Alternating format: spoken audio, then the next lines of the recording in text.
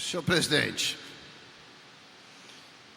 eu cheguei aqui e achei que ia falar sobre um determinado tema, mas ouvi os discursos do deputado Dr. Giulianelli e do deputado Waldeck e do deputado Tio Carlos. E aí, queria fazer algumas complementações.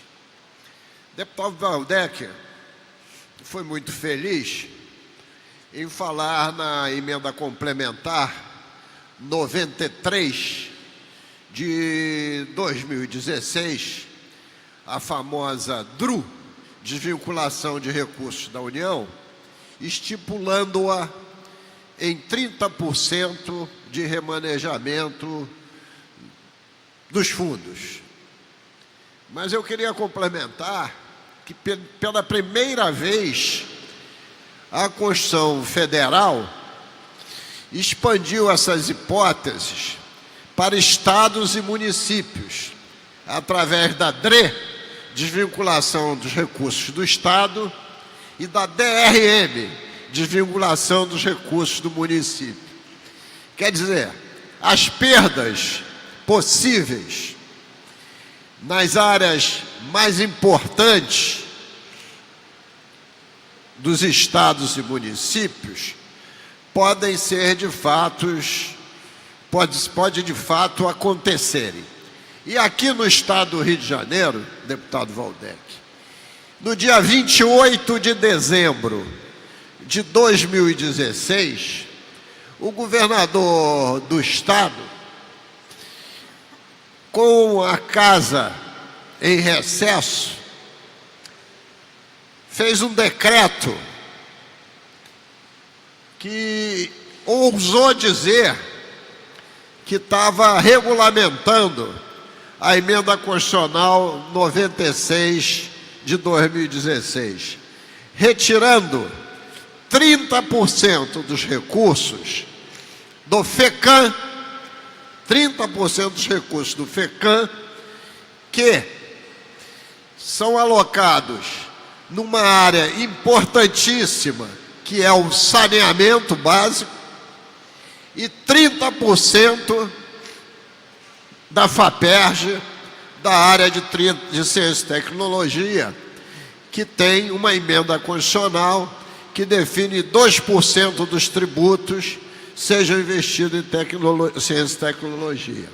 Você veja, o governo aqui respondeu de imediato. Ocorre que em fevereiro de 2017, entramos com uma ação direta de inconstitucionalidade contra o decreto, que foi julgado agora, segunda-feira, deputado Waldeck, inconstitucional pelo órgão especial do Tribunal de Justiça.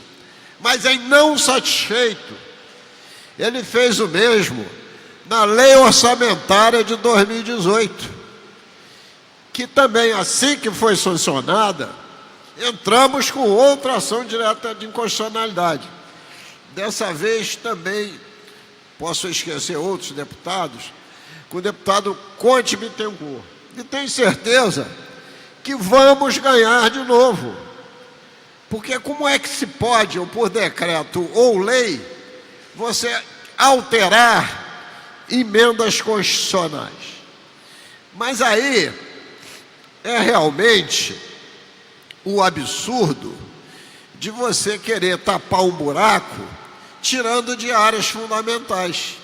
Essa casa aprovou uma emenda constitucional, deputado Waldeck, criando o fundo da segurança pública.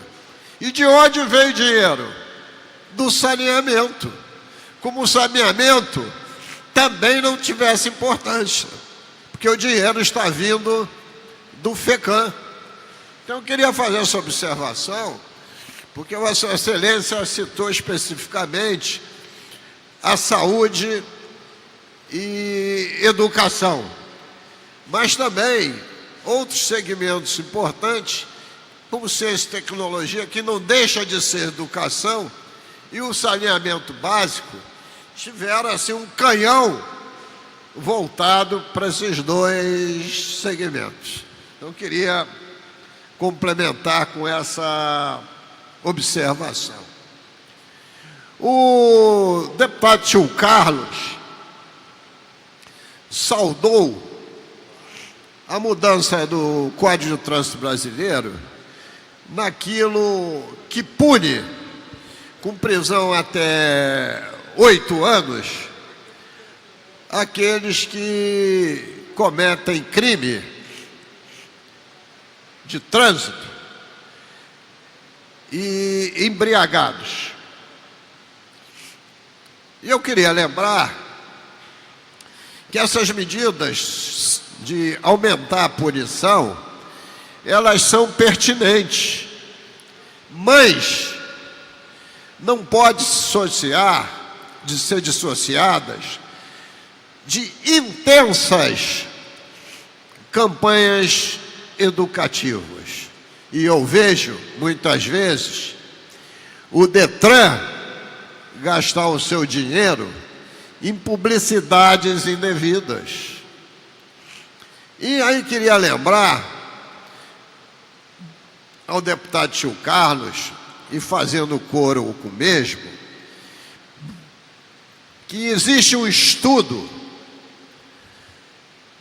de engenharia de trânsito desenvolvido nos Estados Unidos e que virou uma regra entre nós, onde nesses estudos feitos através de muitas pesquisas, amostragens e testes, se chegou à seguinte fórmula empírica: PIEV é igual a meio segundo.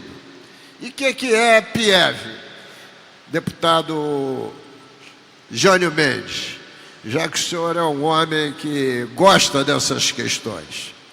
P de percepção, I de intelecção, E de emoção e V de volição.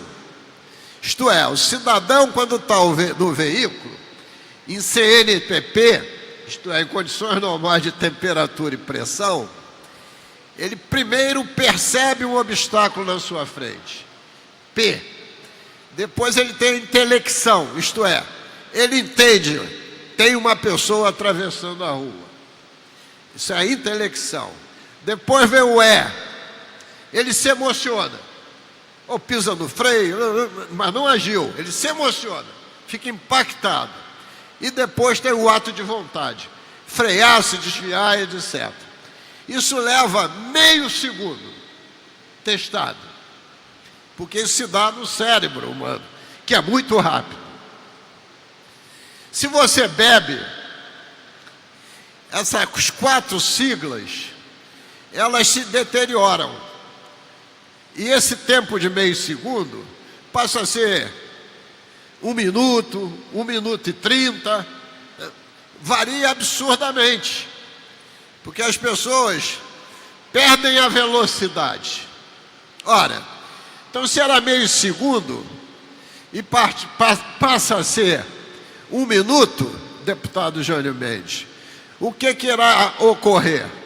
Vossa Excelência aprendeu, quando estudou física, que espaço é igual a velocidade vezes tempo. Você vê a velocidade de 80, o tempo que você ia tomar para agir deixou de ser meio segundo, passou a ser 1 segundo. Logo, se dobra o tempo, dobra o espaço. Se você fosse frear o teu carro e ele fosse parar a 80, em 25 metros, parará a 50, e por via de consequência, o acidente ocorreu. Então, essas coisas hoje não são questões de hipóteses. O mundo real comprova isso. E não é só a bebida, não é só a bebida. Pode ser o sono, pode ser um psicotrópico, pode ser qualquer medicamento que altere o seu tempo de reação. Então eu queria dizer que é real esse problema. A gente não pode confundir volante com qualquer desvio de atenção. E até mesmo, deputado Jânio Mendes, esse objeto que está aqui na mão, chamado telefone celular, é motivo de muitos acidentes de trânsito, pelo desvio de atenção que um celular promove quando você está ao volante e quer falar concomitantemente no celular, telefonar, etc, etc. Então, também queria chamar a atenção para esse aspecto. E, finalmente, senhor presidente, a terceira questão, que foi do discurso do deputado Dr. Giulianelli.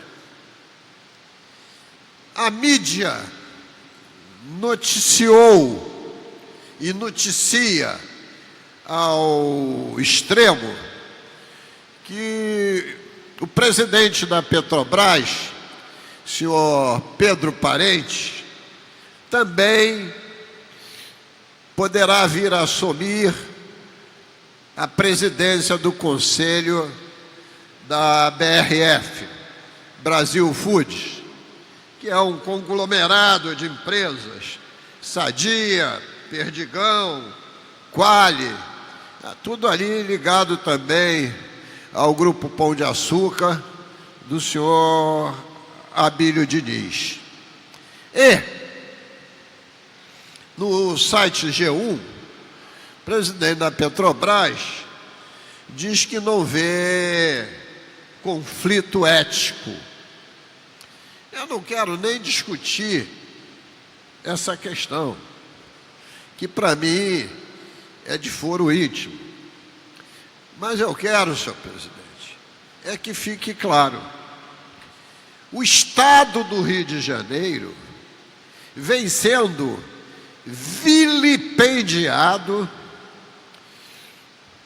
na questão do royalty participação especial, por sucessivas decisões verticais dos sucessivos presidentes da Petrobras, do atual e do seu antecessor, que, aliás, está na cadeia.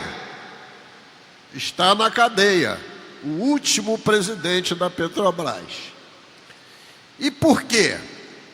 Porque eu passo do pressuposto que um presidente da Petrobras tem que ter a clareza que ele preside uma estatal, a mais importante do Brasil. E, por via de consequência, essa estatal tem que ser íntegra. E, nos governos Lula e Dilma, os dois últimos, e seguramente pode perpassar, quiçá, até por esse, mas nos dois últimos, a Operação Lava Jato nos mostra que a Petrobras foi um antro de corrupção. Um antro de corrupção. E esse antro de corrupção, de 2013 a 2017, vendeu petróleo para sua empresa do mesmo grupo econômico no exterior, foi para lá a nota fiscal e não o petróleo, lançar esse valor de venda baixo para cálculo do royalty da participação especial e lá fora vender a valor de mercado. E deu um prejuízo para o Estado e nossos municípios de 3 bilhões de reais. Isso merece ser investigado pela Operação Lava Jato. A Agência Nacional de Petróleo, incitada por o Parlamento Fluminense, multou a Petrobras na primeira auditoria do Campo de Libra em 2,5 bilhões, mostrando que tínhamos toda a razão.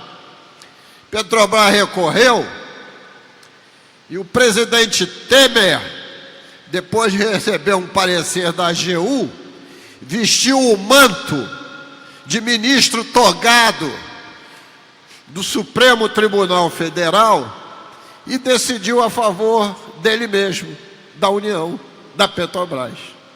Então, estou pegando esse episódio, entre tantos e tantos outros, e as discussões que nós temos tido em relação ao Repetro, para melhorar em muito a geração de emprego e renda nesse estado, para mostrar que um presidente da Petrobras, além de gerir a empresa, tem que ter a visão,